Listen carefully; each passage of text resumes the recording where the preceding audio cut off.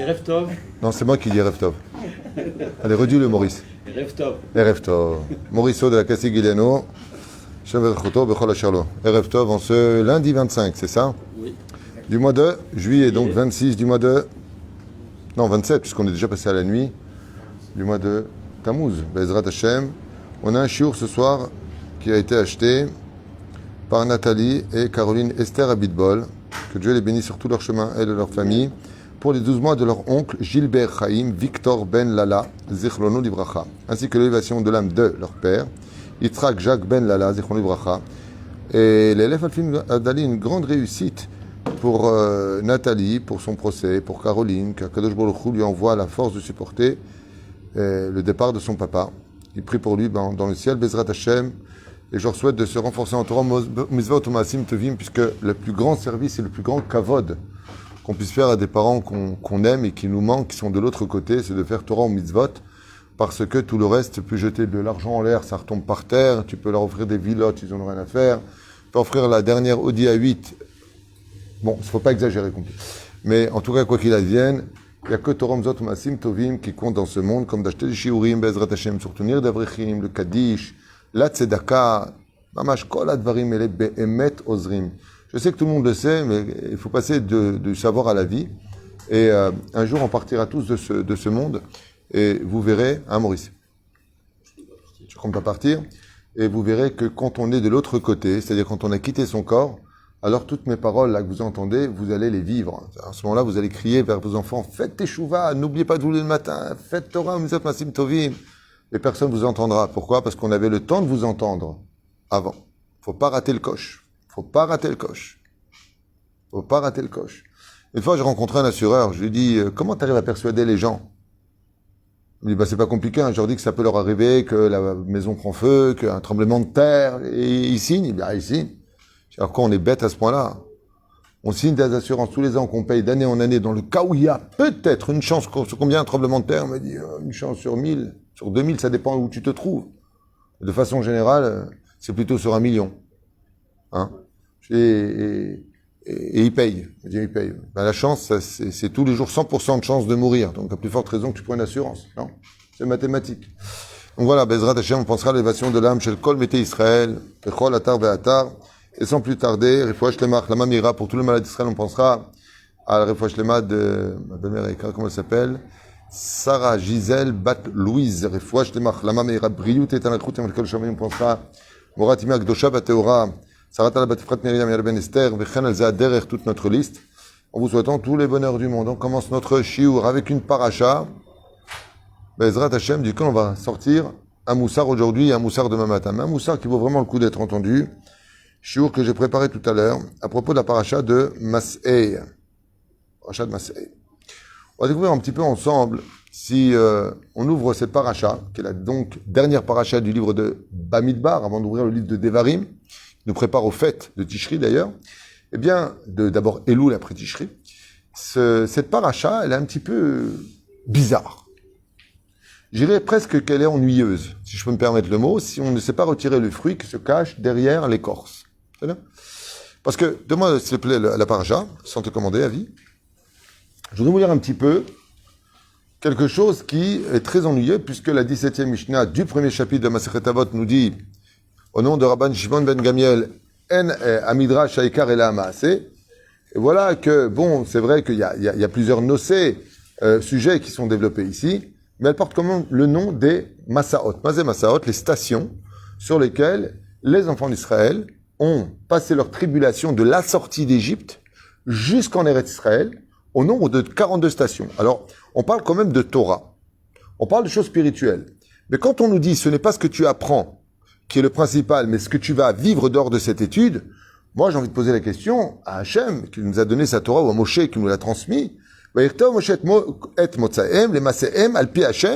Donc voici les stations sur lesquelles les enfants d'Israël se sont posés et ont déballé, remballé, ainsi de suite.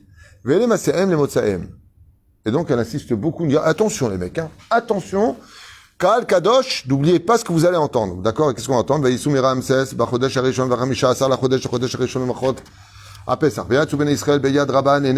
Jusque là ça va. Et d'un coup, on dirait qu'ils savent pas quoi écrire.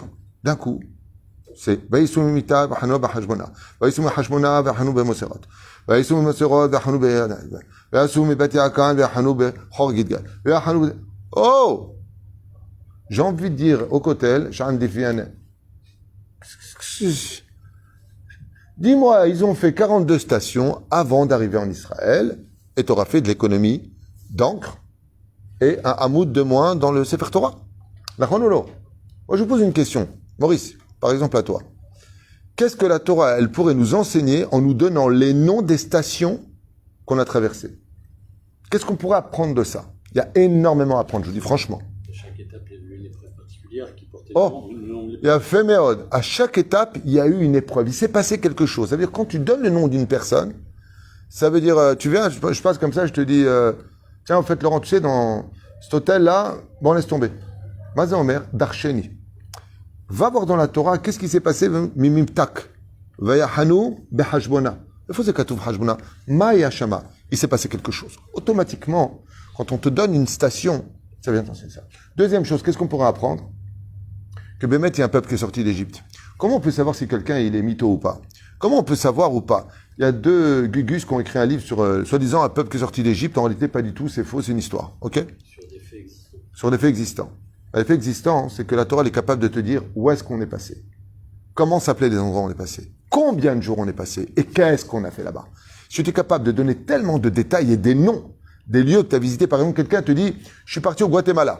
Et tu parles avec un Guatémaltien. Je sais pas si ça se dit comme ça. Ok? Il va te dire « Ah bon, tu es parti à Tununa ?» Il dit « C'est quoi? Ben ça, c'est, tu connais pas cet endroit, c'est là où vont tous les touristes. » Ah non. Alors t'as été où? Donne-moi des noms. La Torah vient clôturer le livre de Bamidbar pour nous faire comprendre que si tu crois pas que les enfants d'Israël ont vécu 40 ans dans un désert où personne n'aurait pu vivre, qu'est-ce que tu fais des noms qu'on te donne? C'est pas stam des noms. Qu'est-ce que toi tu dirais à vie? Qu'est-ce qu'on pourrait apprendre de ça dehors? Une évolution. Une évolution, ça veut dire que chaque station a créé une évolution. Intéressant. Et toi, Laurent? Et qui t'a dit qu'ils ne sont pas descendus? Parce que quand je donne les noms ici, qui te dit que Mikadesh et Ahanu Be'ora'ar, c'est moins que le reste? Ma? Yama? C'est des épreuves. Hein? Asbo, hein? Non, ça c'est dans Devarim, tu confonds. Ça c'est les Devarim et les Devarim. Asbo Be'achad Bezrat Hashem, anachnu nireh divrei Chazal, Bezrat Hashem בנושא הזה, comme explique le Ravina Metzger, שליטה שבדל חיים ארוכים. Lama Torah, Anitzrit va Teora. Pourquoi est-ce que cette Torah si éternelle et si puissante, qui existera pour l'éternité, Metaeret lanu 42 masaot, viendrait nous donner les détails des noms de ces 42 stations que nous avons traversées chez l'Am Israël, alors qu'il aurait simplement suffi de dire Am Israël est sorti d'Égypte, ont traversé 42 stations avant de rentrer en Israël, et là, tout était dit. C'est-à-dire, ok. וגם מה זה העניין, מה זה מעניין, סליחה אותנו לספר בימינו, היום על אותם תחנות שעברנו בה. À plus forte raison qu'en 2022, avec les portables et la vitesse à laquelle le modernisme s'accroît et traverse les jours, parce que chaque jour tout change très vite, chaque jour cette semaine, chaque mois, ça fait un petit peu vieux jeu de nous dire des stations qui sont même prononcées difficilement dans la Torah. C'est dur à les prononcer correctement avec les voyelles. Aujourd'hui, tu amènes ton fils à la Beth Knesset qui a 13 ans et qui va écouter la paracha ce Shabbat de Mas'é.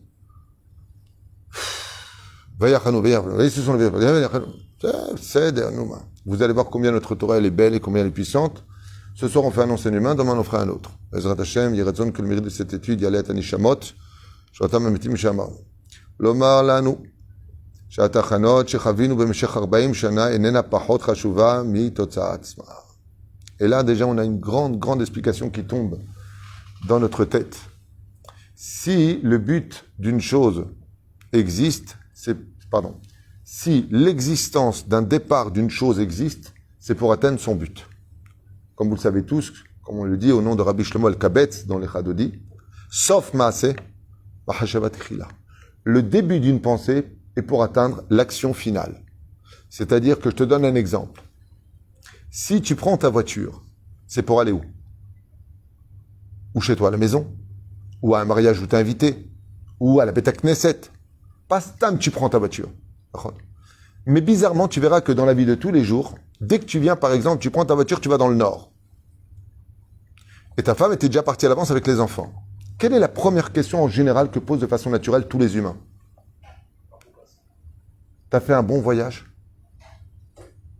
Et là, on a un petit un cara. Ça veut dire que si tu as quitté chez toi pour rejoindre ta femme dans le nord, ouais, bah, l'élément qu'on appelle le facteur qui t'emmène vers la conséquence n'est pas le but lui-même. Il y a les moyens et il y a les buts. Les stations sont des moyens, mais le but c'est Israël. D'accord? Et vous verrez que de façon naturelle, tu prends l'avion. L'avion, c'est le moyen d'arriver à Paris pour celui qui veut aller à Paris. Donc, ça a été l'avion, tu as fait un bon voyage, c'était pas trop long. Et vous allez voir que les gens, pour certains, oh là là, la queue, la file d'attente, c'était très long, il y avait un monde fou, ils partaient tous ceci et cela, ils faisaient ça. J'étais très mal assis, ils m'ont mis les dernières sièges, tu peux pas pousser le siège en arrière. D'un coup, c'est très bizarre parce que tu verras qu'à la totsa finale, c'est-à-dire que quand tu arrives à la maison, on te sait quoi, va prendre un bain. J'ai compris qu'il y avait beaucoup de monde. Tu dois te fatiguer, je voulais faire les courses avec toi, repose-toi. C'est grâce aux moyens, même si le but est l'essentiel, que je vais pouvoir adapter une situation face à ce que tu es. Ce qui fait qu'en réalité, Chazal nous dit, avant de commencer ce chidouche que vous allez apprendre ce soir, qu'avant de rentrer en Eretz Israël, il fallait passer le parcours du combattant. Pourquoi est-ce que beaucoup de francophones ont beaucoup de mal de s'intégrer en Israël? Et pourquoi les Américains n'ont pas de problème de s'intégrer, ou les Russes n'ont pas de problème de s'intégrer en Israël? Parce qu'aux États-Unis, comme en Russie, il n'y a pas de social. Tu ne travailles pas, tu crèves. Tandis qu'en France, on t'a habitué à te plaindre. On t'a habitué à recevoir sur un plateau. On t'a habitué à ne pas être d'accord. On t'a habitué à faire des manifestations pour un oui ou pour un non. Aux États-Unis, ça n'existe pas. Ça existe. Je ne sais qu'il n'y a pas, mais pas comme en France. Tout le monde le sait. C'est pas une insulte à la France. Ce qui fait que la mentalité avec laquelle le mec qui vient des huttes éthiopiennes, qui vient en Israël, il est au Gan Eden. Quand tu avais des Ukrainiens qui vivaient dans des situations plutôt désastreuses, comme je l'ai vu de mes propres yeux, pas tous bien sûr, et que tu viens en Israël, c'est le Gan Eden. Mais quand tu es en France, à Saint-Maur, dans le beau quartier, à Vincennes, ou à Marseille, qui est une très jolie ville, et que tu viens en Israël, bon ben il y a la mer, c'est la même en plus, c'est la Méditerranée de chaque côté, c'est provençal là-bas, il y a plein de juifs, il y a 65 000 juifs, que Dieu les bénisse, que Dieu les garde et les protège, il y a des synagogues partout, il y a toutes les tendances partout, il y a des Talmud Torah, que Dieu bénisse notre ami Amar, qui est là-bas et qui a des Talmud Torah, des belles écoles juives. Parce que quand tu viens ici, les comparaisons sont difficiles. Mais la reine, vient la Torah, elle nous apprend une chose. Avant de rentrer en Israël, il faut passer d'abord par les 42 stations que nous avons dans la vie, pour que quand tu rentres en Israël, après le désert, quel beau pays! De là d'où je viens, hein, je t'abbarre chez Molad, Lama. Et Dieu, qu'est-ce qu'il a fait? Il a fait les États-Unis avec la France. Il a comme donné le RMI, le RFA, je sais pas qu'est-ce qu'il y a là-bas? Toutes les aides, c'est comment? Le RSI, le RSA, il y a plein. Hein? La prime d'activité, moins je bosse, plus je gagne. Il y a plein de choses comme ça. C'est pas une critique, hein, et tant mieux pour ceux qui sont là-bas. Je suis pas ni jaloux ni rien, mais je veux dire simplement que quand tu reçois aussi facilement de l'aide au logement, l'aide parce que t'es seul, l'aide parce que t'as besoin d'aide, l'aide parce que t'es mignon, l'aide, je sais pas. Quand tu viens ici en Israël, on te dit, alors voilà, je travaille pas, va bosser. J'ai pas de maison, retourne. Évident.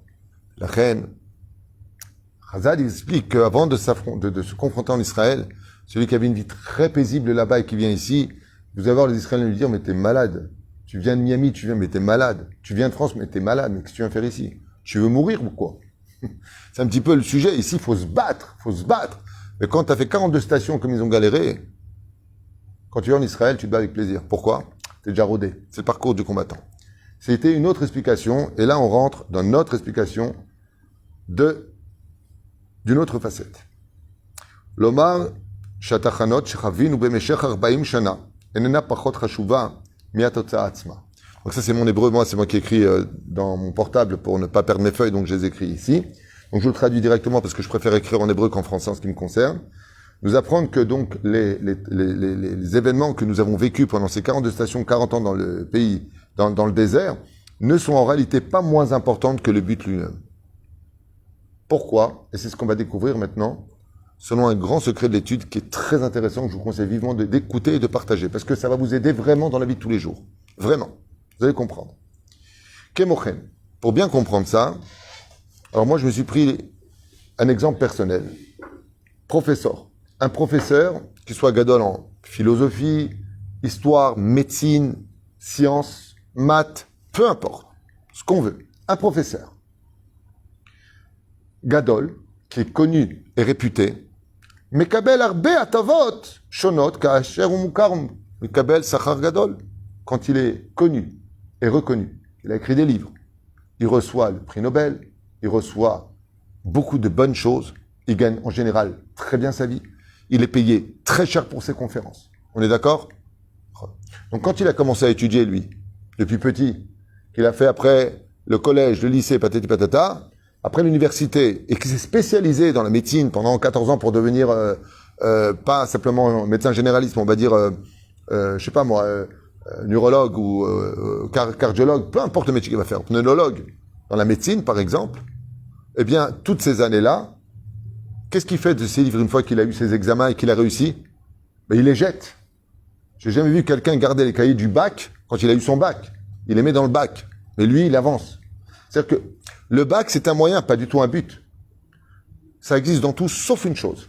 Dans toutes les matières, ça existe. Sauf dans la Torah. Dans la Torah, on va voir ce que ça donne. Professeur Gadol, Mekabel Arbe Hatavot. Shonot Kaasher Umukar, Umitkabel, Benyan Atzibur. Quand il est connu maintenant au sein du public, alors il voit les résultats. Enfin, le but est atteint. Je reçois le salaire de mon salaire. Je reçois le salaire de mes efforts. Aval ifnechen.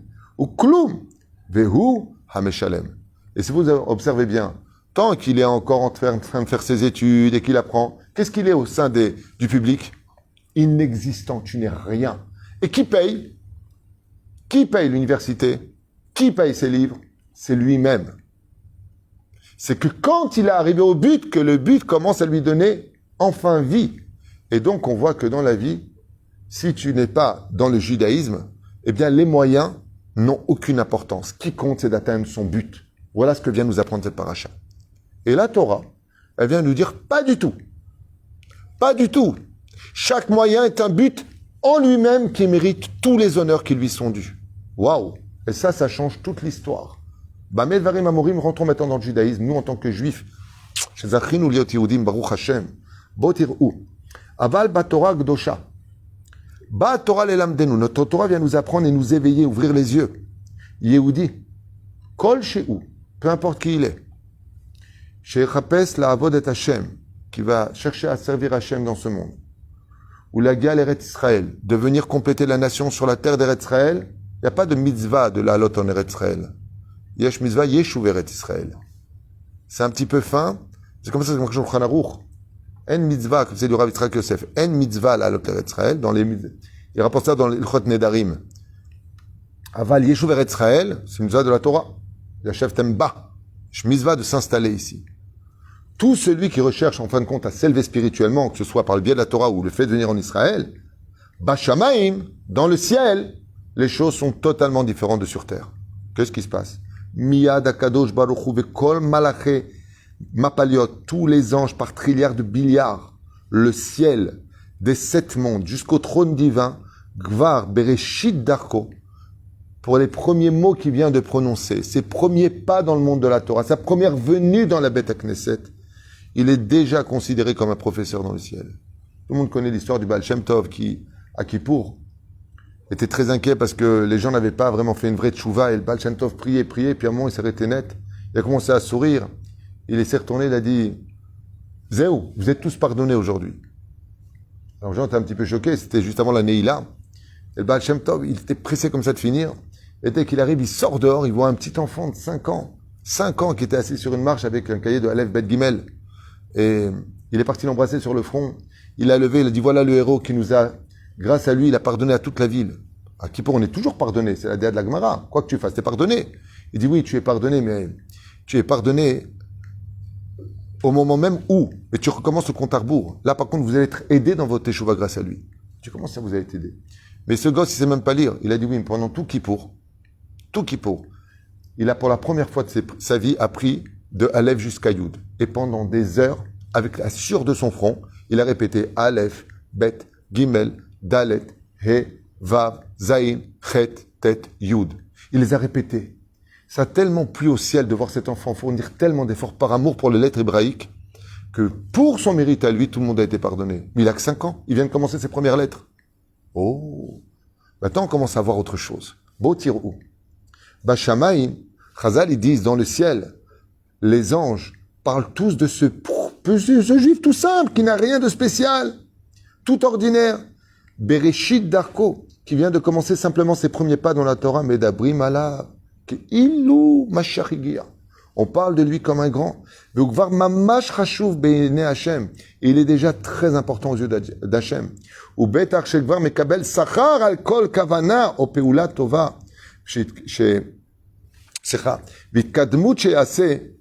Et on voit que le salaire, il ne le prendra pas quand il sera devenu monsieur le grand rabbin. Pas du tout. Quelqu'un qui vient en Beth Midrash maintenant, qui va s'asseoir faire un télim, il reçoit un salaire. Bien sûr. Il reçoit un salaire pour les pas qu'il a fait à venir. L'effort d'avoir ouvert le Beth Midrash. L'effort d'avoir pris le livre, d'avoir cherché le télim, d'être assis, d'avoir fait Nechatroar Kadosh Baruch Hu. On n'a pas besoin qu'il ait la barbe jusqu'au nombril, les péotes jusque derrière les oreilles, pour dire maintenant tu reçois le salaire. Quoi que tu fasses, chaque tachana, chaque station de ta vie, c'est un but en soi. Encore une journée de gagner. Ouais, mais moi tu comprends, je peux pas être religieux, je peux pas m'engager, je suis trop jeune, beau gosse, j'ai pas envie d'être, tu comprends. Bon, aujourd'hui tu peux, oui, c'est dans la poche. Aujourd'hui tu as fait une mitzvah, c'est dans la poche. Mais non, mais le but c'est de devenir Kedoshim Tiou. Je dis non. Si aujourd'hui tu es Kadosh, tu as réussi ton but. Mais non, mais c'est bien que c'est à la mort qu'on paye les musiciens. C'est à la fin qu'on paye les musiciens. Je dis mais non, t'as rien compris. On n'attend pas la mort d'une personne, nous. Nous, la personne, elle fait un pas aujourd'hui, ton fils aujourd'hui. Il te répond une question, ton fils. C'est pas la peine d'attendre qu'ils connaissent tous la Mishnah Baal Peh. Il t'a dit un mot. Psh, kol hakavod. Béhémet. Parce que toute la Torah, elle est comprise dans les 42 stations. Notre Torah est composée de 2 lettres qui vont former les 2 Torotes. Torah écrite et Torah orale. Quelle est la première lettre de la Torah écrite? Bet, Bereshit. Quelle est la première lettre de la Torah orale? Mem. Me et Matai. Combien ça fait Bam, Bedibarta Bam? Ça fait combien Bam en Gematria? Bet, ça fait combien? 2. Mem, ça fait combien? Arbaim, ça fait 40, 42. Pour t'enseigner que les 42 stations, M, Kenegel, Bedibarta Bam, toute la Torah elle est comprise dedans. Parce que chaque fois que tu es capable d'avancer encore d'un pas, tu es déjà arrivé au but. Pour une raison simple. Qui t'a dit que demain tu vivras pour arriver encore plus loin que ce que tu as aujourd'hui? Donc chaque jour est considéré comme un effort énorme. Car il faut comprendre que d'arriver le but d'être sorti d'Égypte, on a vu déjà la fête de Shivi Shel Pessah. Il y a une fête pour la sortie d'Égypte. Et alors, c'est déjà un but en soi. Et après, on compte les 49 jours pour aller chercher la Torah. La Torah, c'est un but. Et les 49 jours, on voit qu'on les compte. Chaque jour, tu es encore vivant. Tu vas encore faire un effort. Tu vas faire encore un pas aujourd'hui. Alors, est-ce qu'on peut vivre dehors, ces stations-là? Vous allez voir jusqu'où ça va, comme c'est beau. Aïe, aïe, aïe. לכן המלאכים מדברים עליו, גם כאשר אף אחד לא שם לב על עצם חיותו. Même si aujourd'hui il est presque à 2 ans, on lui dit alors quand est-ce que tu as ton Toar Shlishi, quand est-ce que tu as ton diplôme de comptable, expert comptable, d'inspecteur? Non, ne dis pas qu'il est inspecteur. Ne dis pas qu'il est inspecteur. La Mishnah nous dit pourquoi. Il n'est pas encore inspecteur. La Mishnah ne nous dit pas comme ça. Celui qui apprend une lettre d'un ami, Karolo, Rabo, Aloufo, Biudao, tu dois l'appeler Rabo, mon Rav, Aloufo, le champion, ou Miudao, celui qui me donne mes connaissances. Parce qu'il m'a appris un mot. Tu vois pas qu'est-ce qu'il connaît, lui? La Torah te dit non. Ce qu'il vient d'apprendre, c'est déjà un grand chemin. C'est déjà un but en soi de connaître une réponse. De dire je ne sais pas, c'est aussi un but en soi. Jusqu'au jour où tu sauras, ce sera un autre but en soi. Il n'y a pas de moyens dans le monde de la Torah. Car les moyens sont aussi des buts. De par eux-mêmes. Maaseh Bemelech, Imbito Ayafa. Alors je vous ai noté une histoire très sympathique. Comme ça, d'un roi qui avait une fille magnifique. Tu la vois, tu t'évanouis. Tellement elle est gentille, 1m70, mignonne comme tout, la petite fossette, dents blanches alignées, parfait. Une Tunisienne, de Kitsu. Et bon, marocaine algérienne. Elle est née tunisienne à Tunis. Son père, il est né au Maroc, sa mère en Algérienne. Comme ça, tout le monde est content. Et son grand-père, Ashkenaz. Voilà. Ça, là. Et qu'est-ce qu'il a fait, le roi? Il avait un amour pour le sport qui était incroyable. Incroyable. Et il a donné une épreuve très spéciale. Et son épreuve, c'était quoi? Il a fait élever une corde dont on ne voyait pas du tout la fin. Et tous les 3 mètres, il y avait une espèce de couleur rouge comme ça, qui devait définir le nombre de, comment on dit, paliers que tu devais atteindre. Et il avait dit comme ça, alors je vous lis les mots pour ne pas falsifier, écoutez bien, en hébreu ça change tout. Vaya gavoa me'od velo hayu roim, c'était très haut, ils ne voyaient pas. Et qu'est-ce qu'il leur a dit? Mi she'atzliach la'alot ad hasof,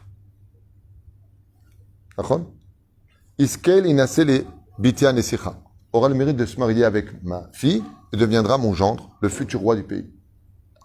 Miyad baou alafim, sont venus énormément de gens. Et ils ont commencé à monter à la corde. Et au bout d'un certain temps, on les voyait tous redescendre très vite. Et il y en a un qui est monté. Et alors qu'il y en avait qui avaient atteint 310, il y en a qui ont atteint 280, il y en a qui ont atteint 402. C'était vraiment très haut. Hein. Imaginez un petit peu la corde qu'il a fait lever. Il y a un petit juif qui est redescendu. Et il est descendu, il est parti voir le roi, il lui a dit, c'est bon, tu peux me donner ta fille. Alors tout de suite s'est levé le chômeur, il y a un vérificateur qui est présent, il lui a dit, Chutzpan, effronté, comment tu oses mentir au roi? Tu n'as atteint que le 42e palier et tu viens demander la main de la fille du roi? 42, je t'ai vu, on est compte. Tu crois que tu fais ce que tu veux dans les balcons qui montent, sur les tours qui montent, on vous voit monter. Il y en a qui ont dépassé de très loin ton niveau. Il lui a répondu, le problème qu'il y a, c'est que le roi, il n'a pas dit ce que tu dis. Amar Amelech, Mishi Atzlach Lalot Adasof. Ou lo Amar Adasof Shelma. Celui qui arrive à monter jusqu'à la fin. Mais il n'a pas dit de quelle fin il parle. Les gens qui sont montés, qui sont redescendus, qu'est-ce qu'ils vous ont dit, roi? C'est trop, je peux pas. Moi, je suis monté au 42e palier parce que je ne pouvais pas aller plus loin. Mes muscles étaient titanisés. Je suis arrivé jusqu'à la fin de mes forces. Le roi l'a regardé comme ça et lui a dit, sache une chose. J'avais donné ordre que celui qui arriverait presque au bout, on rajoute encore des cordes. Il n'y a pas de fin à cette épreuve. Ce que je voulais, c'est que tu arrives jusqu'à la fin de ton potentiel. Tu mérites d'épouser ma fille. Car Omer HaKadosh Baruch Hu. Je te demande pas que moi, chez Katouv, Omeret HaMishnah, Ki lo ha'melecha lecha ligmor. Je t'ai jamais demandé de finir toute la Torah. Je t'ai simplement demandé de tout faire pour comprendre le maximum de ton potentiel, ce que tu pourras prendre de la Torah. Je t'ai pas demandé de devenir Moshe Rabbeinu, Rabbi Shimon Bar Yochai, Rabbi Akiva. Je t'ai pas demandé de devenir le Rav Ovadia Yosef. Mais toi, tu peux étudier 10 par jour, tu peux étudier 15 par jour, tu peux faire quelque chose. Zema shenim vakesh. Et ce juif, il est redescendu, il a dit, moi, j'ai pu jusqu'à 42. À 42, je peux pas. Je pouvais pas. C'est impossible. Mon bras ne se levait plus. Donc, je suis arrivé jusqu'au bout. Adasof, shel kochotai. Amal HaKadosh Baruch Hu zebidu kainyan. Il lui a posé une question, il lui a dit, mais dis-moi, quand tu étais déjà à la 30e, comment tu dis? Palier. Qu'est-ce que tu disais? Je me disais, j'y arriverai pas. Je suis trop fatigué, c'est trop haut, j'en vois pas la fin. Mais j'avais la force et je me retournais en bas et je voyais quoi, j'ai déjà monté tout ça. Je suis déjà tellement haut, alors je continue. Tant que mes mains pouvaient avancer, alors j'avançais. Et je me suis arrêté là où je me suis arrêté parce que là, mes mains n'avançaient plus, mon corps ne suivait plus. Donc je me suis arrêté. Le roi lui a dit, tu es le khatan parfait que je recherchais. Les autres ont voulu se surpasser, les autres ont voulu me prouver des choses, les autres ont voulu arriver au but. Et n'ont pas oublié que chez moi, les moyens sont aussi importants que le but. Tu t'es donné les moyens d'atteindre le but du potentiel que je t'ai donné. Alors, que Dieu t'a donné, donc c'est le roi qui parle. C'est Pérouché là-bas. Il y a une grande ségoula qu'il faut savoir, pour toutes les personnes qui sont dans le malheur, de lire Dafka, ce que vous retrouverez d'ailleurs au début du Sidour de Pessah, les 42 stations. Car les anges de ces 42 stations, dès qu'on prononce leur nom, réveillent la pitié dans le ciel afin d'aider celui qui lit ces stations-là, rappelant le mérite que jusqu'à maintenant, il a tenu toutes ces épreuves et que maintenant qu'il se heurte à une épreuve très difficile et qu'il n'en ait plus la force, c'est une grande ségoula de prendre ou la paracha de Massé de lire les stations ou de prendre le livre de Sidour de Pessah. Vous lisez cette station-là. Chaque station, en réalité, c'est le nom d'un ange qui va dire devant Akadosh Baruch Hu, quand vous allez le lire, disent les Mekoubalim, hey, il a déjà eu ça quand il avait 10 ans, quand il avait 20 ans, quand il avait 25 ans. Combien d'épreuves? Et cette paracha, quand on va la lire Shabbat, elle est capable d'atténuer les épreuves que nous avons. Parce que Akadosh Baruch Hu va voir qu'en fin de compte, même si on n'est pas arrivé au but absolu de ce qu'on devrait tous être, on a quand même passé beaucoup d'épreuves dans la vie. Il serait peut-être temps de nous dire, vous méritez la Géoula. Pourquoi? Parce que ces stations-là, c'est pas simplement un moussar esquel, elles viennent aussi rappeler que les moyens que nous avons eus étaient aussi un but de par le même. On n'attend pas qu'il soit professeur pour lui donner sa paye. Même déjà enfant, tant que 5 ans, qui étudie la Torah, qui fait des mitzvot, qui fait des efforts, il a déjà un énorme salaire. Et des fois, son salaire peut aller encore plus loin qu'un grand Mekoubal. Un enfant de 10 ans de nos jours, qui veut jouer sur sa PlayStation ou regarder des films toute la journée, il va faire l'effort d'aller à la synagogue. Et l'autre, qui va rien faire un effort, il va rester dans sa chambre, en train de perdre son temps. Et qui t'a dit que celui-là, qui a fait plus de mitzvot, il a plus de mérite que celui-là, qui s'est donné à fond? T'as le Yodéa. Et c'est ça le Inyan. Vous voyez que ça change de profil? Est-ce qu'on peut le vivre de nos jours? Et donc, je finis. Velachen, Omer Akadosh Baruch Hu, Im bechukotai telechu. Qu'est-ce qu'il a demandé dans la paracha de Bechukotai, la 10e paracha du livre de Vaikra? Im bechukotai telechu. Ce que je vous demande, c'est telechu. Vous y allez. Et juste vous y allez. Soyez sur le chemin. Rak tatri la lechet, kilo alecha melecha ligmor. Ce que je te demande, c'est juste de commencer chaque jour, recommence. Recommence encore un jour. Lama. Écoutez bien la suite. Ki ayom po ou mahar bakever. Ça, c'est du hadat. Car aujourd'hui, tu es vivant, demain, tu ne seras pas où tu seras. Imata margish tayar. Quelle différence y a-t-il entre deux hommes qui marchent dans une ville? Il y en a un qui n'atteindra jamais son but s'il n'y arrive pas. Et il y a un autre, s'il n'y arrive pas, il atteindra toujours son but. Quelle différence entre l'un et l'autre? Il y en a un, c'est un indigène, c'est celui qui vit dans le pays, c'est celui qui vit dans la ville. Lui, quand il sort de chez lui, il a un but. Et il y a le touriste. Le touriste, il rentre dans le bus et on lui fait visiter le maximum de ce qu'il peut voir. Mais c'est très bien que c'est qu'un touriste. Donc tout ce qu'il verra, c'est déjà bien. En d'autres termes, si le bus tombe en panne à une station quelconque ou un tel, il pourra dire, ben voilà ce que j'ai vu quand je suis parti en Thaïlande, quand je suis parti dans n'importe quel pays du monde entier. Je ne sais pas pourquoi je parle de Thaïlande, parce qu'il y a beaucoup de gens qui partent là-bas. Parti à Dubaï, par exemple. Il y a beaucoup de gens qui ont la maladie d'aller à Dubaï. Ok? Eh bien, quand je dis la maladie, c'est carrément, ils partent, ils repartent, ils s'installent. Là, ils partent avec ça. On a un pays qui s'appelle Israël. On est touriste ailleurs, on vit ici. Et la reine, si cette personne-là, elle va à Dubaï, et qu'elle a vu, on va dire que 50% de ce qu'elle devait voir, est-ce qu'elle a fait un bon voyage ou pas? Mais quelqu'un qui vit à Paris, par exemple, et qui n'est même pas allé à la Tour Eiffel, ou qui ne va pas à son travail, ou qui ne va pas à ses rendez-vous, ou qui n'arrive pas à rentrer chez lui, parce qu'il vit là-bas, c'est quelqu'un qui a fait passer le but comme étant l'essentiel, et il n'y arrivera jamais. Et la fin, le Bézan et Messayem, pour finir ce... Je ne sais pas si ça vous plaît ou pas, en tout cas, c'est quelque chose de Meot Rachouf pour une paracha aussi importante que la nôtre. Aval Cheroshev, comme un taillard, quand il se voit comme étant un touriste, il est évident que chaque pas qu'il fait dans n'importe quelle rue est déjà un but en soi pour lui, car il ne connaît pas les lieux. Et donc, quoi qu'il aille, quoi qu'il fasse, ça s'appelle toujours une visite. Après le nombre de visites, reste un nombre qui le ramènera ou pas à revenir. Mais en tout cas, son voyage, à lui en tant que touriste, a eu lieu. Ce qui ne sera pas le cas de celui qui se croit pour éternel sur terre, et donc qui n'atteindra jamais son but. Puisque quand tu penseras avoir fini, il y aura toujours mieux demain, encore un surlendemain. Donc toute ta vie, tu vas courir après un but que tu n'atteindras jamais dans l'absolu. Aval shekoshev shechai po la'ad, le'olam lo yatzliach lagia la matara, comme le dit le roi Salomon d'ailleurs dans pas Michelet, non. C'est énervant quand les noms ne montent pas, alors. Il y a Michelet et... Nous. Vous n'avez pas beaucoup, là. Non, laisse tomber. Shirachim, ça fait 3 fois que tu le dis, c'est non. Ça... Même 4 fois, ça ne marchera pas. Nous, c'est là où il a écrit tout le livre de Moussard. Tout son Moussard est là-bas. Tov lo méchané, quand ça vient pas, ça vient pas. Eh bien, ok. Quand il veut 1000, il a 1000, il veut 2000. Quand tu lui donnes 2000, il les a eus. C'est un but, ça y est. Il veut 4000. Là, il se bat. Dans Kohelet, il y a été couillé, ça y est, c'est même monté. C'est pas besoin de chercher. Kohelet. C'est dans Kohelet. Il ramène là-bas. Rachel, il se bat. Un impie, il n'est jamais rassasié de ce qu'il a. Tu veux 200, T'as 200, prends, je veux 400. T'as 400, je veux 800. Je veux 800. N, pourquoi? Parce que son but à lui, c'est la richesse, mais c'est infini. Mais si je te dis aujourd'hui, t'as 80 000 shekels pour dépenser une journée parce que demain tu meurs, c'est pas un peu trop déjà pour dépenser une journée? C'est Pérouche Davar. D'abord, passe ta journée.